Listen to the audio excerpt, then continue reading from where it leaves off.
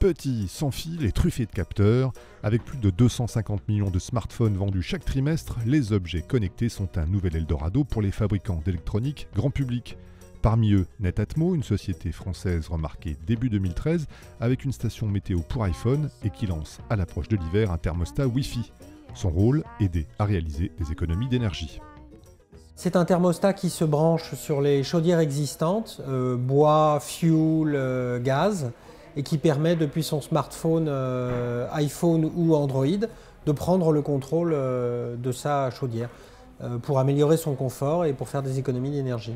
On peut bien évidemment, en appuyant sur le produit, changer la température même si on n'a pas de smartphone.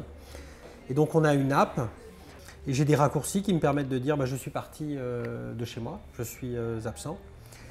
Et donc cette consigne va être transmise au thermostat qui va donc, en fonction de ça, arrêter la chaudière. Voilà. Le thermostat pilotable à distance n'est pas une nouveauté et Netatmo n'est pas le premier sur le créneau du Wi-Fi. Mais son produit est aujourd'hui le seul sur le marché français avec un argument choc, la griffe d'un grand créateur. Le produit a été dessiné par Philippe Starck et nos équipes ont conçu les logiciels, l'électronique qui va avec.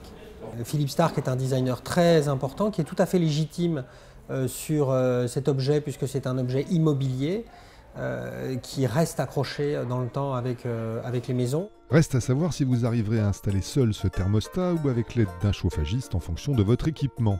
Autre ombre au tableau, le prix de cet objet connecté commercialisé à partir du 15 octobre et qui pourrait bien, lui aussi, refroidir un peu la clientèle.